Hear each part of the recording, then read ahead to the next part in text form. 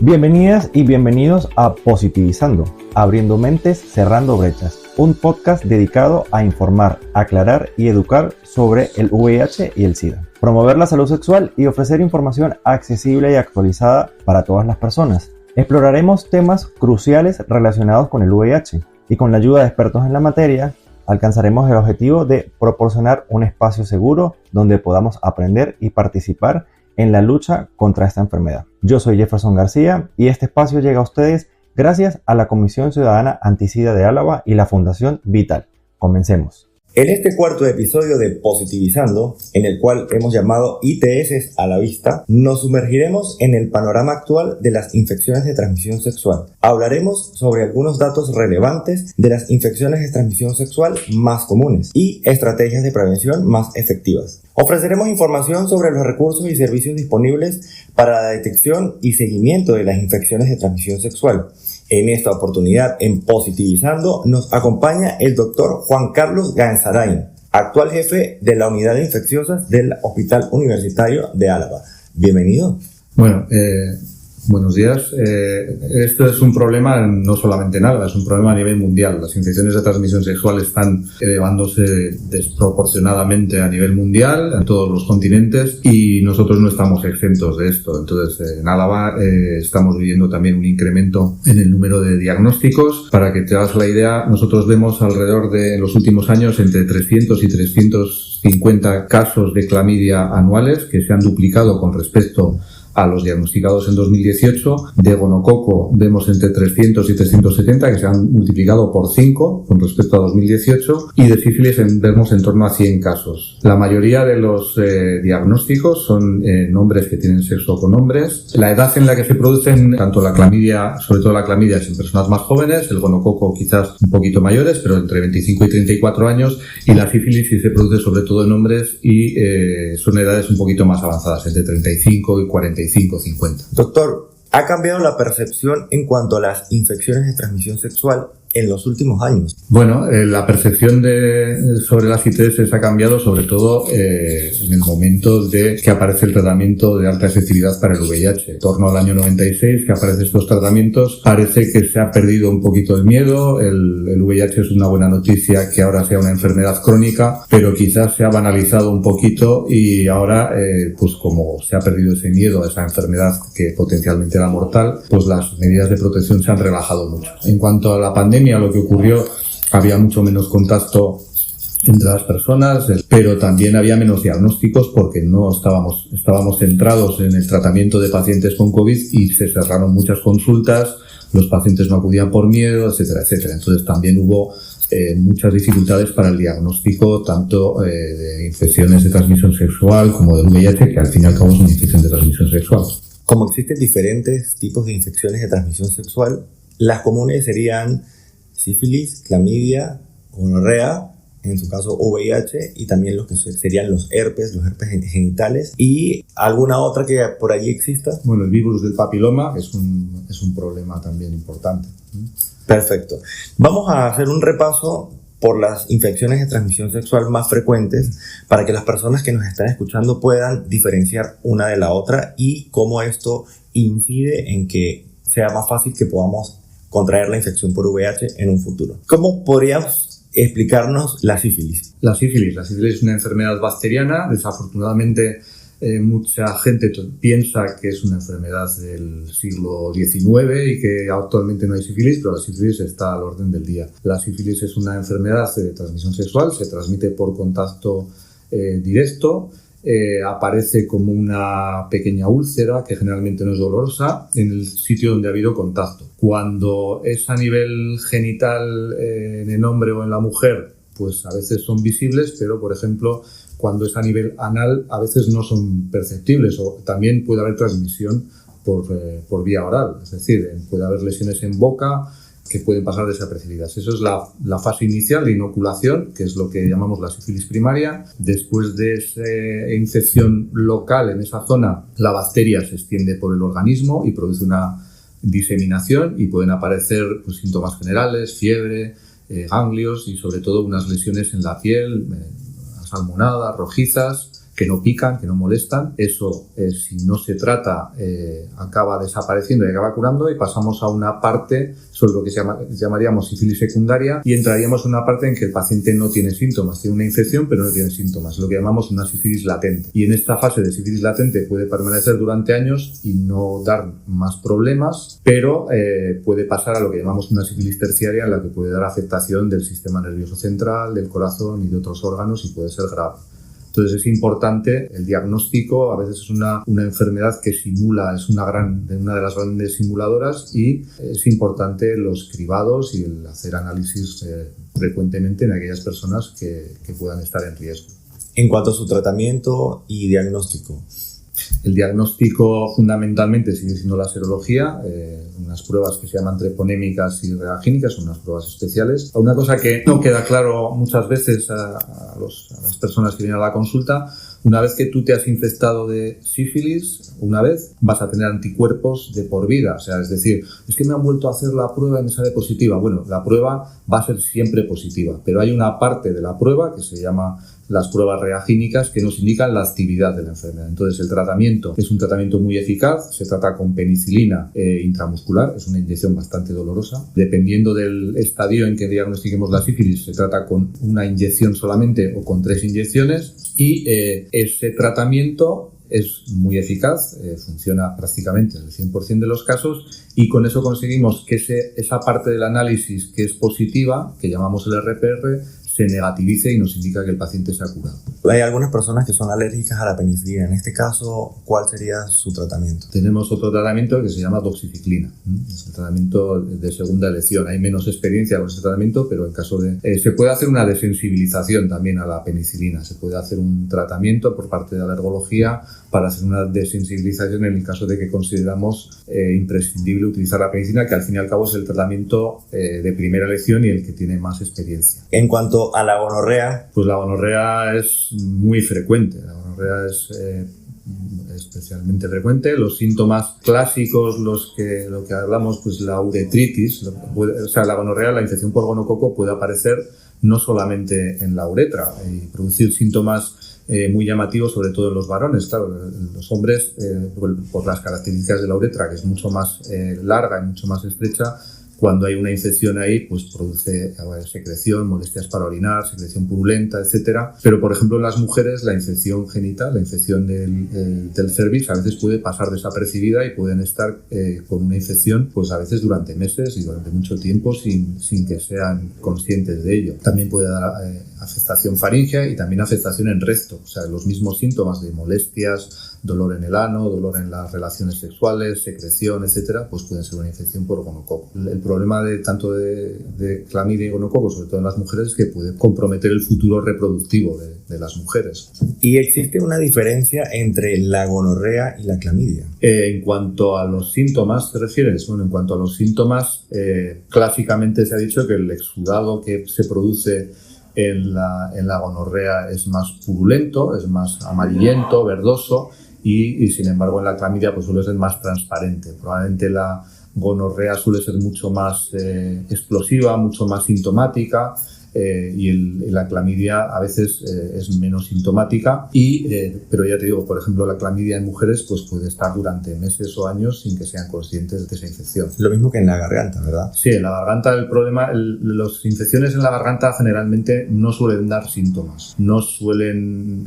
producir ningún síntoma, pero son un mecanismo de transmisión. Por eso también las buscamos activamente, pues para cortas cadenas de transmisión de las infecciones de transmisión sexual. ¿Y el tratamiento tanto para la gonorrea y la clamidia viene siendo el mismo? Clamidia es un microorganismo que es intracelular y se trata con unos antibióticos especiales. Hasta fechas muy recientes el que más se utilizaba era la acitromicina, que es un antibiótico que se da en una sola dosis, por lo tanto es muy sencillo de tomar, muy sencillo para tomar, por ejemplo, en la urgencia o en la consulta de ITS, el paciente ya se va con el tratamiento puesto, pero vivimos una época de resistencias de antibióticos y entonces no es que la clamidia se haya hecho resistente a la acitromicina, pero queremos preservar la acitromicina medicina porque la podemos necesitar para otro tipo de infecciones, y en las últimas guías americanas del CDC, que salieron en 2021, se preconizaba que utilizáramos mejor otro tratamiento que se llama doxiciclina, que es un tratamiento más largo, que dura una semana, pero que es igual de eficaz y que además preservamos un antibiótico que puede ser esencial. Hablando del virus de papiloma humano, que es muy amplio, hay más de 200 tipos de cepas, tenemos algunas que son más cancerígenas que otras. ¿Cuál es la diferencia del VPH con estas infecciones de transmisión que hemos hablado? Antes de que se me pase, hemos hablado de la gonorrea, del tratamiento de la gonorrea. El tratamiento de la gonorrea también es con antibióticos. El tratamiento de primera elección es una inyección intramuscular de ceftriaxona, que es un antibiótico. Y el problema en la gonorrea es que a nivel mundial se están viendo aumento de las resistencias. Gonorrea ya es resistente a otro tipo de antibióticos, como las quinolonas, se puede hablar del ciprofloxacino, por ejemplo, se está haciendo resistente a otros antibióticos. En nuestro caso todavía no estamos viendo esa resistencia, pero ya hay una alerta a nivel de la OMS y a nivel mundial de que es un problema que puede ser muy grave a futuro y que no tengamos tratamiento para la gonorrea. Algo para aclarar, siempre hay síntomas con las infecciones de transmisión sexual. Porque es cierto que nosotros en nuestro servicio de pruebas rápidas de VIH y de sífilis, en los reactivos de sífilis, la mayoría de personas nunca se ha visto una úlcera o nunca la ha tomado en cuenta. Se puede confundir una úlcera por sífilis con una alergia por dermatitis o algo por el estilo.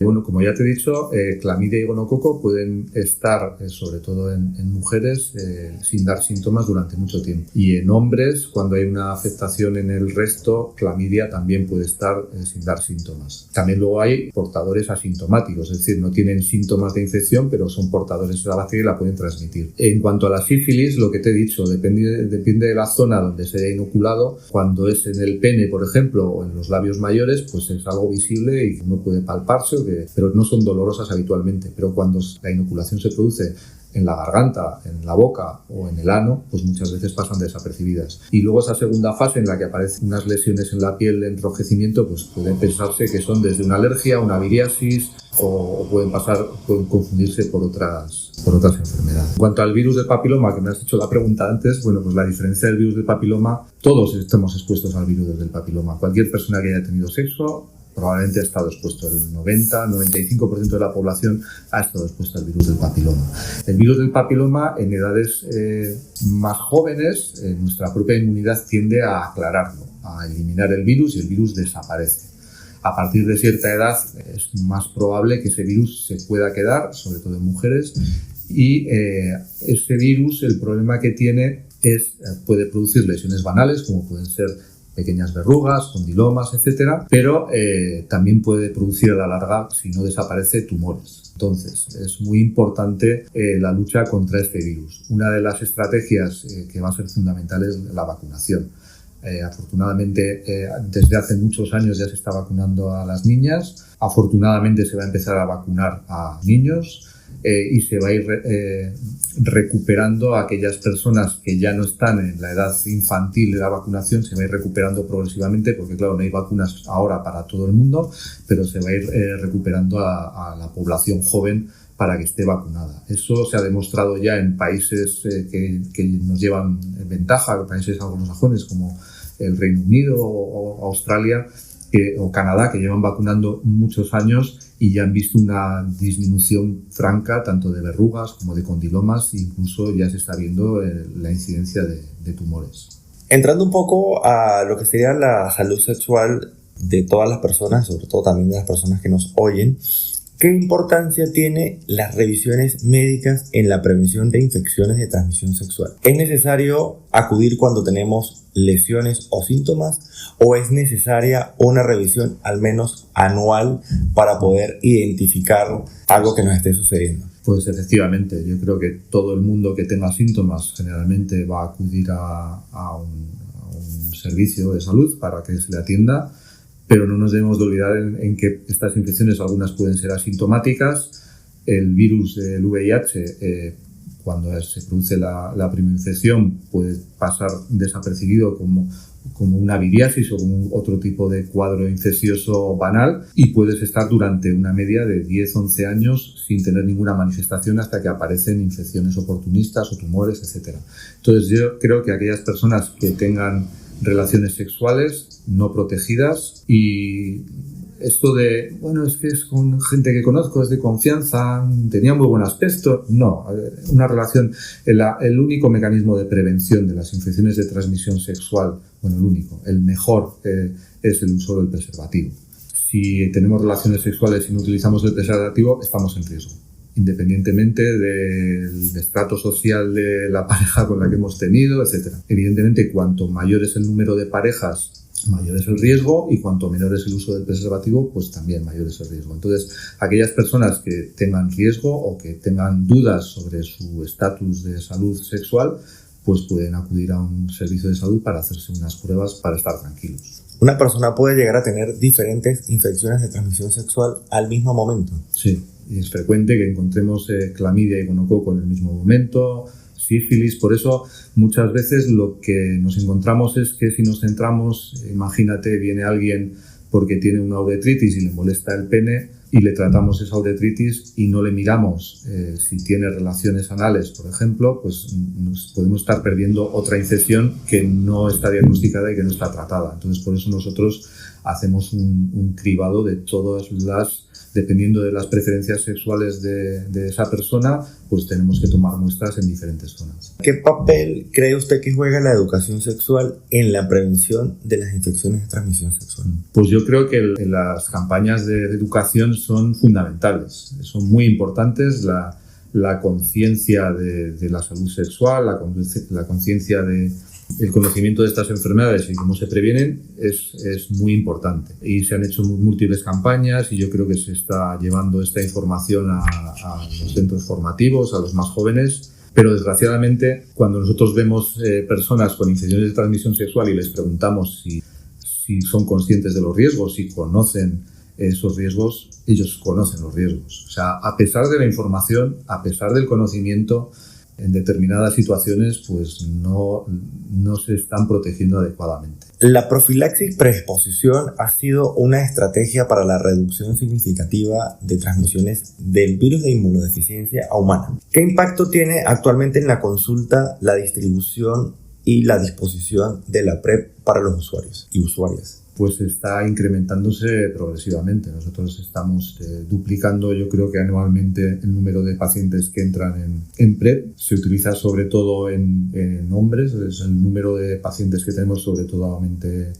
hombres, y es una estrategia, no previene al 100%, reduce significativamente el riesgo de transmisión del VIH, es una estrategia segura, es una estrategia eficaz, conlleva unos controles porque es como todo medicamento, puede tener unos efectos secundarios y por lo tanto hay que vigilarlos, y también hay que hacer un cribado de infecciones de transmisión sexual de forma regular para descartar otras infecciones de transmisión sexual, y está siendo pues un éxito a nivel mundial en cuanto a la disminución. Es una esperanza en cuanto a la disminución, pero bueno, el pequeño problema que tenemos es que depende de la adherencia. O sea, es necesario tomar la medicación y tomarla a diario para que sea eficaz. Si no se hace así, pues no funciona. Y luego tenemos el otro problema, es que quizá puede conllevar a una relajación. Es decir, ya estoy previniendo una enfermedad muy grave como puede ser el VIH, ya me siento seguro, me siento tranquilo o tranquila, y a partir de este momento me relajo y dejo de usar el preservativo, lo uso menos. Con lo cual sí que se ha visto en algunos estudios que puede aumentar el riesgo de infecciones de transmisión sexual diferente. Así como existe la PrEP para evitar la infección por VIH, ¿hay algún tipo de tratamiento para evitar las otras infecciones de transmisión? Tratamiento preventivo, nosotros no nos cansamos de decirlo, el tratamiento preventivo es el preservativo, es así.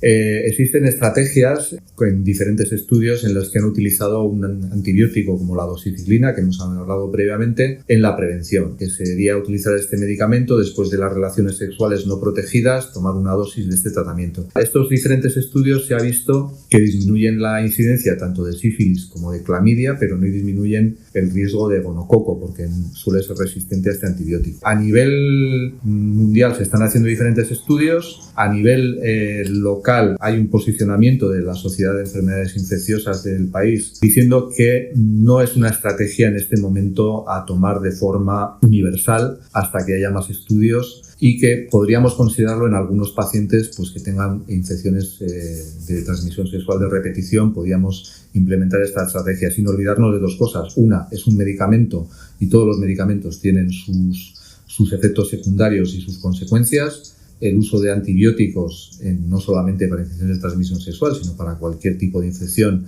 puede conllevar la aparición de resistencias a ese antibiótico o a otros antibióticos. Y bueno, pues yo creo que hay que ser juicioso en este tipo de actitudes. Vivimos en un mundo completamente conectado a través de aplicaciones, del internet, de diferentes medios para conocer a otro tipo de personas.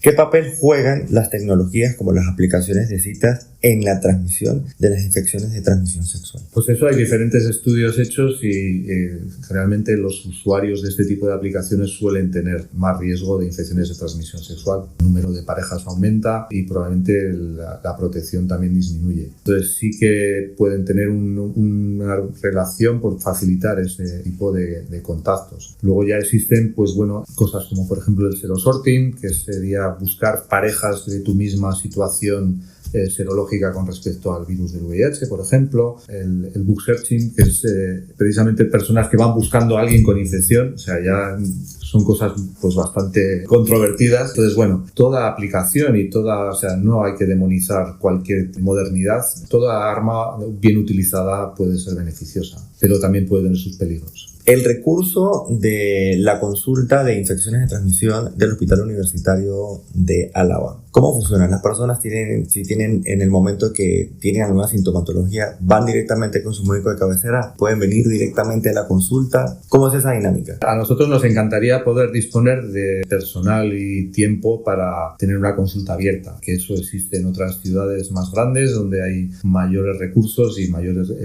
cantidad de personal, pero nosotros estamos muy limitados en cuanto a recursos. Por lo tanto, no podemos tener una consulta abierta en la que la gente venga espontáneamente a que le hagamos un diagnóstico o un tratamiento. Habitualmente funcionamos con cita. Y esta cita se puede obtener pues, a través de las organizaciones no gubernamentales, como es Álava, por ejemplo, a través de los médicos de primaria, a través de urgencias. A veces acuden a la consulta a solicitar una cita y nosotros sí que les damos una cita. Si hay disponibilidad y podemos atenderles en el momento, pues intentamos que sea así, pero a veces es muy difícil porque tenemos unas agendas muy sobrecargadas. Pero cualquier persona que quiera hacerse un estudio, pues existe la posibilidad de hacer pruebas rápidas, tanto en las farmacias como en las organizaciones no gubernamentales, para la sífilis y para el VIH. Para hacer estudios de clamidia, gonococo, sífilis, o sea, más completos, pues se puede ir al centro de salud o se puede venir a la consulta o solicitar una cita en la consulta. ¿Existe estigma, existe falta de información con respecto a este tipo de cosas, lo que se vive actualmente? ¿Qué herramientas pueden tomar estas personas para dejar el miedo y acudir a por lo menos hacerse una prueba rápida en algún centro de salud o en la asociación como Álava en este caso? Bueno, yo creo que ya deberíamos haber avanzado mucho en esto, ¿no? En la libertad sexual, que implica responsabilidad también, pero implica el no avergonzarse de lo que uno es, de su condición sexual y de sus preferencias. Entiendo que a veces es difícil exponer algo tan íntimo como tu preferencia sexual o tu número de parejas o tus conductas sexuales a alguien, pero bueno, los profesionales deberíamos estar preparados para atender ese tipo de demandas. Existe la obligación de confidencialidad en todos los profesionales sanitarios, con lo cual yo creo que tenemos que ir eliminando esa serie de tabús, y es muy importante la salud sexual, es muy importante simplemente por el hecho de tener la duda de puedo tener alguna infección de transmisión sexual, puedo tener VIH, puedo tener sífilis, eso es un motivo suficiente como para acudir a un profesional para que te haga un estudio y yo creo que hay que romper esas barreras. Existe también, además de la PrEP, la post-exposición. Esto es un tratamiento que también pocas personas conocen y que lógicamente no se puede abusar de ello. ¿Dónde se puede utilizar o dónde se puede buscar este recurso? La profilaxis post-exposición consiste en un tratamiento antirretroviral completo, como si tuvieras una infección por el VIH, que se mantiene durante 4 semanas. Es un tratamiento a corto plazo. ¿En quién estaría indicado? Pues en aquellas personas que hayan tenido tanto a nivel sexual como a nivel profesional. Puede haber personas con una punción accidental con una jeringuilla o una agresión sexual también, o sea, no solamente es por relaciones sexuales consentidas, sino que puede ocurrir en otros contextos. Y lo importante de esta profilaxis post-exposición es que se haga rápida, tiene que ser idealmente las primeras 24 horas, más allá de las 72 horas ya no sirve, entonces hay que hacerlo urgentemente. Por lo tanto, al tener que ser una cosa urgente, lo más habitual es que acabe prescribiéndolo el servicio de urgencias. El mecanismo habitual es cuando hay una exposición de riesgo, tanto sexual como no sexual, que en la que ha podido haber riesgo de transmisión del VIH, sería acudir al servicio de urgencias. En el servicio de urgencias tenemos disponible un protocolo consensuado con el servicio de urgencias y con farmacia, en el que se realizan pruebas diagnósticas, se pone tratamiento para infecciones de transmisión sexual si ha podido haber riesgo de infecciones de transmisión sexual y se empieza un tratamiento de profilaxis post-exposición y se le da la medicación para los primeros días. Habitualmente se da para 5 días y se nos comunica a nosotros para que en ese plazo de 5 días podamos organizar una consulta para valorar el riesgo y ver si hay que mantener ese tratamiento, suspenderlo o hacer cualquier otro tipo de actuación. Y bueno, para manera ya de ir cerrando, doctor, ¿qué mensaje te gustaría dar a las personas que aún no se han hecho una prueba de infección de transmisión sexual? Pues yo creo que toda persona que haya tenido sexo está en riesgo de una infección, mayor o menor riesgo. Entonces, para estar consciente de tu situación y de tu salud sexual, yo creo que es conveniente hacer unas pruebas que son muy sencillas, no son invasivas y hacerlas de forma regular. Tú antes decías, bueno, anualmente, bueno, pues dependiendo del grado de riesgo, del número de parejas, etcétera. Puede haber situaciones en las que necesites hacerlo cada 3 meses, como por ejemplo hacemos nosotros en el caso de los pacientes en PrEP. Puede haber personas que cada 6 meses, o puede haber personas que una vez al año, o puede haber personas que, bueno, pues que cuando hacen un cambio de pareja, cuando tienen alguna situación diferente en su circunstancia vital, pues pueden precisar ese tipo de pruebas. Pero yo creo que hay que animar a la gente a que pierda el miedo a hacerse ese tipo de pruebas. Agradecemos profundamente al doctor Gainsaray por acompañarnos hoy y compartir su valioso conocimiento y experiencia sobre la realidad actual de las infecciones de transmisión sexual. A todas y todos nuestros oyentes, gracias por acompañarnos en este viaje hacia un futuro más informado y saludable. Esperamos que hayan encontrado esta conversación informativa y reveladora.